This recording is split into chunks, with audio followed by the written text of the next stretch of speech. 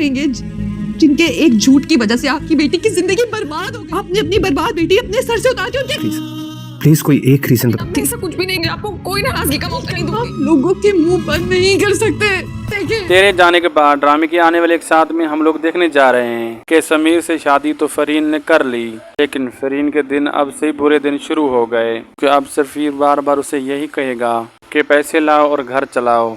कुछ दिन तो उसके साथ अच्छा रहेगा, तभी फरीन की आंखें खुलेंगी, ना वो आगे की रहेगी ना ही पीछे की। उधर सजल के साथ उसकी जिंदगी अजाब कर देगी, सारा का सारा इल्जाम सजल पर डाल देगी और सफीर भी गलत नजरों से सजल को देखेगा, जबकि उधर अशर सो उससे नाराज होकर जा चुका है। आपको ये ड्रामा कैसा लग रहा है? अपनी कीमती राय कमेंट बॉक्स में दीजिए। वीडियो अच्छी लगी तो लाइक शेयर सब्सक्राइब करना न भूलिएगा। मिलते हैं एक अगली इन्फॉर्मेटिव वीडियो के साथ, तब तक के लिए अल्लाह हाफिज।